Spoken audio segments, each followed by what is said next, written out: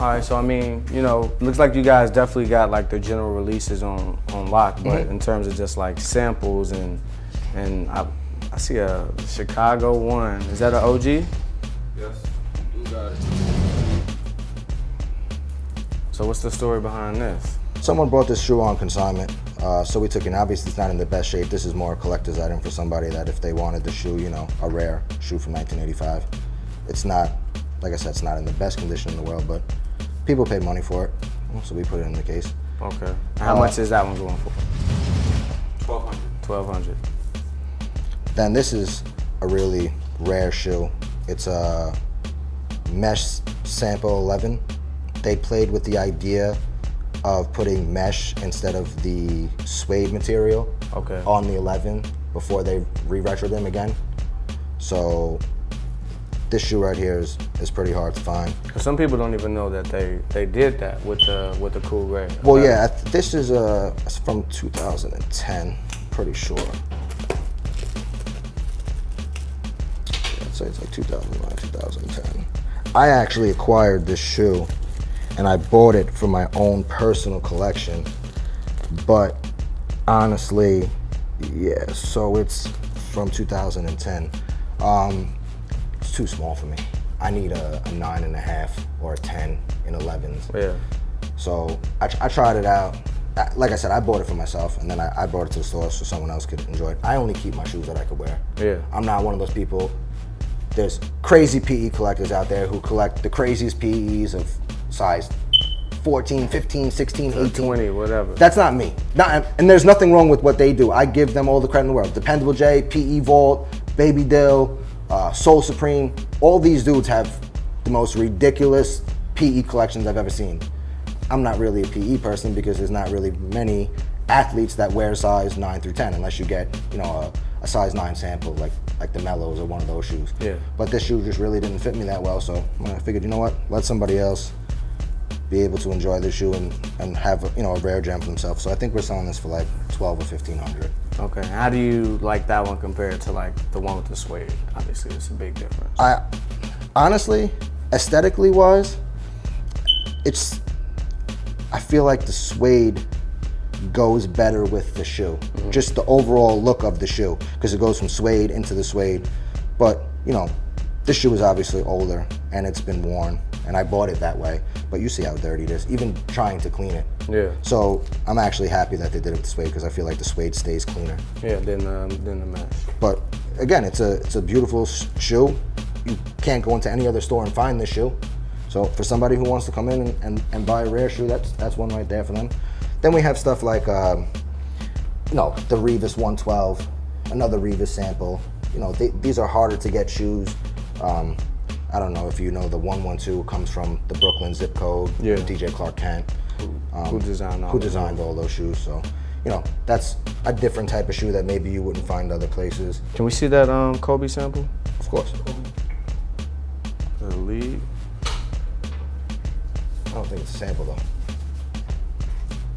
So that's an ID, or because I thought I'd seen that online somewhere. It's the European release. I'm just trying. I think it's HTM. Okay. Yeah. HTM. See, again, I'm not really big into the Kobe's and the KDs like that. I have the collections and stuff like that, just the complete collections that I've made. But in terms of actual sneakers that I personally collect for myself, I'm more of the Jordan person. That's my thing. I mean, I have a ton of LeBron samples too, but I was getting those LeBron samples before other people started to get into those LeBron samples, and now everybody has LeBron samples. Yeah. So when I was doing it, it was kind of a little bit different because I was showing shoes necessarily that people haven't seen before. Now there's no LeBron samples since that whole entire thing happened that people haven't seen. So they're everywhere. Honestly, LeBron samples are pretty much like limited releases.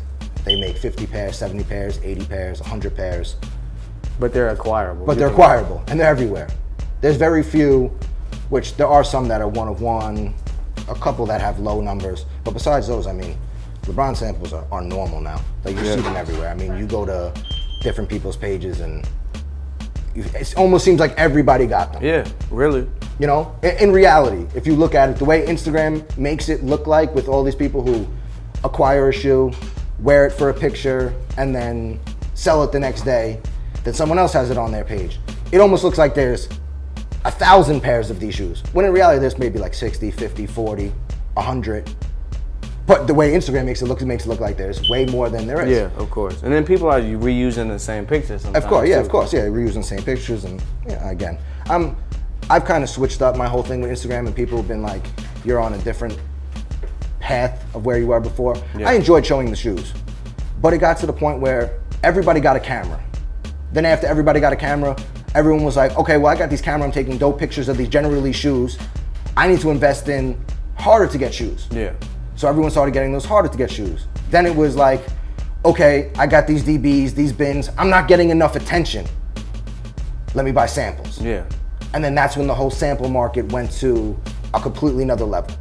Like when I was buying LeBron samples, they were cheap. Not cheap in the sense like, $400 or $500 cheap, but they're not expensive. Between $800 to $2,500 for the more rare items. Right. Watch the Thrones, stuff like that. Now you have these shoes that, those Hardwood Classic 7s and 8s, they used to go for $1,800 to $2,200. Now people are selling them for $3,500, $4,000, $5,000. It's crazy. It wasn't like that. I mean, the price increase in the sample game because of how many people want that now to be different, it's just got out of hand. And that's why I've honestly got away from all of that, and I just show, I have the shoes, you know what I mean? But I don't need to show, to prove to people like, hey, look, I'm cool, I got samples. Yeah. People know, and that's it. And now I post like my life, like going out, my lifestyle, what I do. Some people get offended by that, and they're like, can you just get back to the shoes? I always get comments like that. But like, hey, this is me. You following me for me. If you're following me for the sneakers, cool, you're gonna see sneakers once in a while. Like I posted up the 14 red tongues. Yeah. Which I haven't posted up in a long time. I have the shoes, I got shoes. But at the end of the day, it's more about me as a person. My Instagram page is a reflection of me individually, and what you're which doing. I feel like a lot of people have got away from that, and their pages are just strictly sneakers. There's got to be more to life than sneakers. Exactly. Like, go out, enjoy yourself, have a nice meal, go out with your friends. Wearing the sneakers, of course you're going to be wearing the sneakers, but at the same point, have fun. Don't make it just about this little world of sneakers. Yeah, and it's a competition. And for a lot of and a competition, and that's one of those things that's funny. I was actually gonna put up a post, which I probably put up later tonight or something. Someone wrote a comment to me, and they said like, "You're the king of the East, and Perfect Pair is the king of the West." Now, I'm humbled by that comment, but in reality, I could care less. I'm not in competition with Kenny. I'm not in competition with anyone that's out here. I don't care. I do this because I like it, not because I want to be better than the next man. Like I was gonna put up a post that said like I appreciate this, but like, do I have the best collection in the East? No. There's Soul Supreme, there's Mayor, there's DJ Clark Kent, there's probably 4 or 5 other dudes that I can name. And then even same thing with the West Coast with Kenny, which Kenny might have the best collection in the world. I'm not saying that at all, but you have people like Dependable J, you have Baby Dill, you have PE Vault, you have so many of these dudes that are out there that I'm not in competition with them. Which I feel like all these guys being, say, like older guys as well, I feel like they're not in competition with me either. Yeah. Like they don't think about that. They don't think about that. We don't think about that. But these young kids think about that. Like, my collection's better than yours. No, your collection's better than mine. Who cares?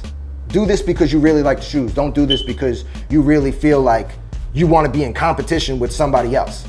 Because if you're doing it for that reason, you're doing it for the wrong reason. Yeah. Sneakers are a way to express yourself. Sneakers are a way for you to show, hey, like I could match my outfits, or hey, I like this shoe because I like this shoe, not because this shoe is hype or I had to have it.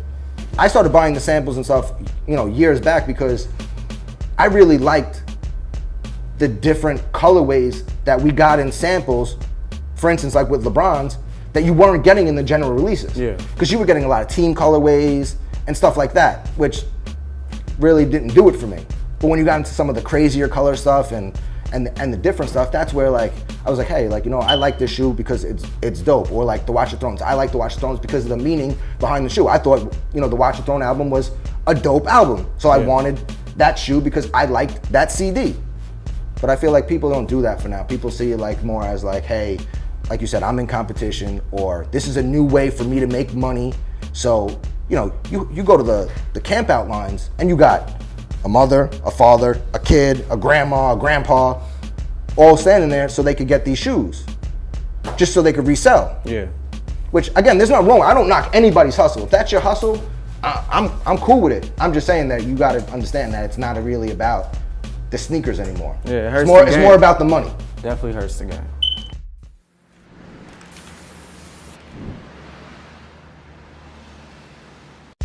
Honestly, the best shoe that has released quality-wise in this year is those Shadow Backboards.